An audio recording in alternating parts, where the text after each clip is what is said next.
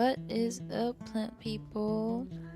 Welcome back to another video. In this video I'm going to be teaching you how to make a flower press. Number 1, do not get wing nuts. Do not get them. The ones that I got came in little baggies, so we really couldn't test them on the screws that we were getting.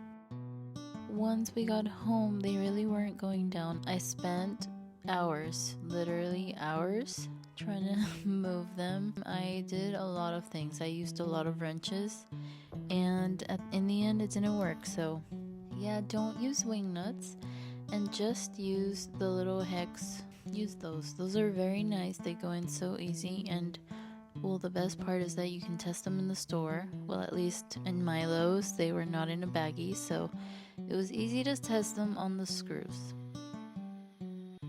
So the holes that we made on this wooden plank, I think were too close to the edge for my liking, because we started off with small holes, but then we went on to make really big holes, and one of them almost chipped the wood. So I almost destroyed this whole project by making the holes too close to the edge, so don't do that. Then you sand it, because you don't want to be getting splinters all over yourself. So I sanded it on both sides.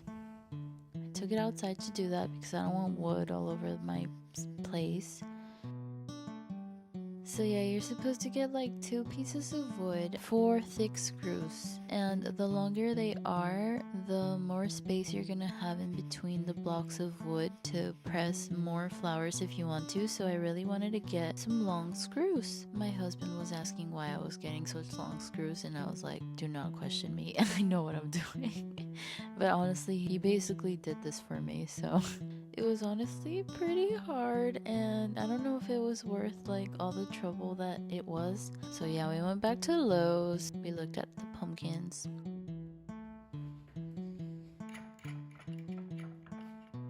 You already know I'm obsessed with ranunculus, but honestly they are a very hard flower to press because they are so fluffy.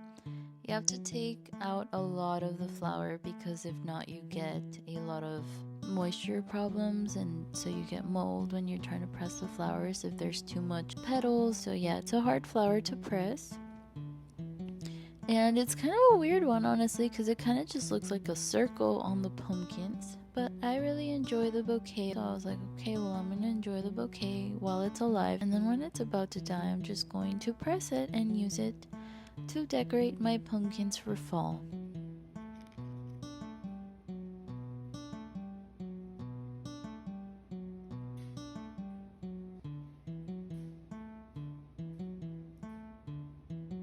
So you got your flower press built. So what goes in the middle of your flower press? You can use cardboard, and I just used a box that I wasn't gonna use anymore, and I cut it into pieces so that it would fit in between the screws, because that's where it's gonna go. And I thought my watercolor paper would be just perfect, because not only is it the perfect size for this flower press, but it's watercolor paper, ideal to absorb moisture and stuff. There's cardboard, then there's paper, then there's the flower, another piece of paper, and then another piece of cardboard, and you sandwich that all, and then you make another one.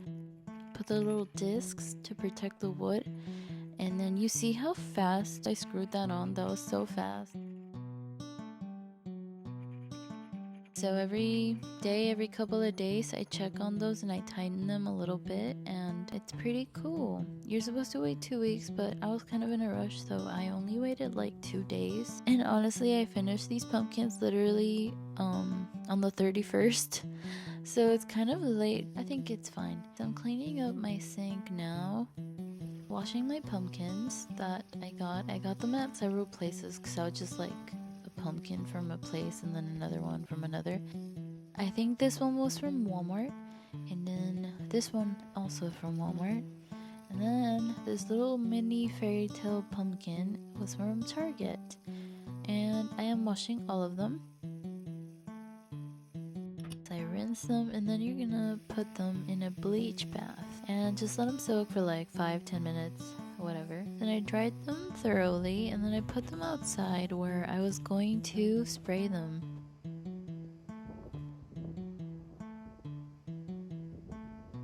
And I'm spraying them with a clay pot sealer. This helps the pumpkins to last longer and just not rot. I covered the top first and then I turned them around once they were dry, and I did the bottom after, but I didn't record that part. So I brought them inside, put them on a piece of cardboard because I don't want that on my counter. And then here I am undoing the flower press. I'm getting my pressed flowers out of it. Some of them I did leave behind. I think on the first day I did the orange ones only because only the white flowers were ready. And obviously I wanted to use the white flowers on the orange pumpkins since you wouldn't have been able to see them on the white pumpkins. So the orange pumpkins mostly had white flowers on them and some specks of the purple. But I did make sure to leave most of the purple flowers for the white pumpkin.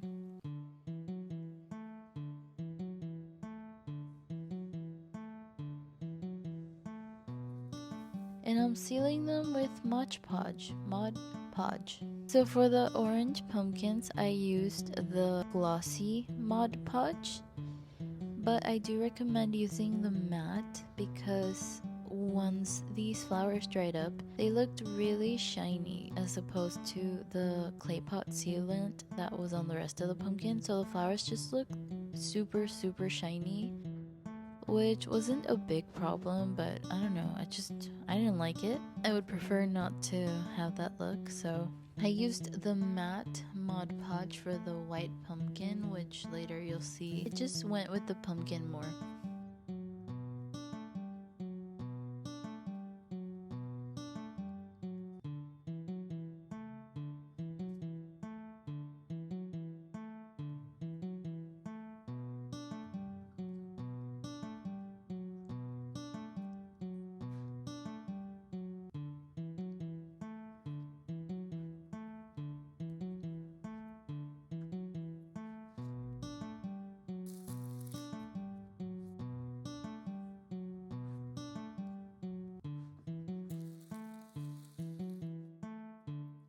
Now we're doing the mini fairy tale pumpkin that I got from Target. It's so cute. I wanted a green one and a pink one, and I just wanted to like start my own patch here.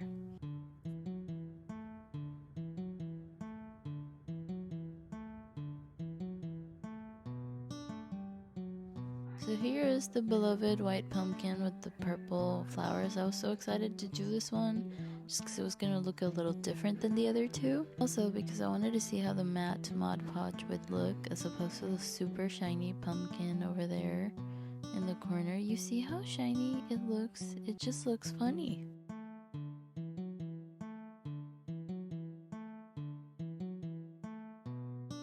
I love how it turned out so much. It is just so cute. I just love the way they look. Personally, I would get different types of flowers, daisies, and just more dainty flowers. I was just using what I had in hand. I really love the way that it turned out. Just something I would do in the future.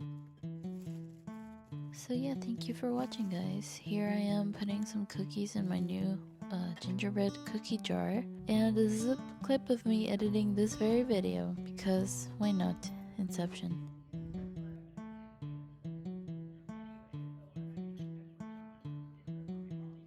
Here's a naughty deer at Target. Oh, and then I also found the perfect ornament for any plant parent. It's like a tiny greenhouse ornament.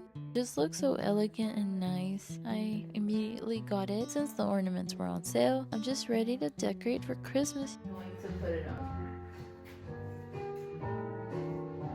I think here is good. Yeah. Thank you so much for watching. If you found this video helpful, don't forget to like and subscribe if you like this type of content I'm putting out. Next, I think I'm gonna do my Colorado vlog. I'm already editing it at the same time that I was editing this one. I will see you next time. Goodbye, plant people.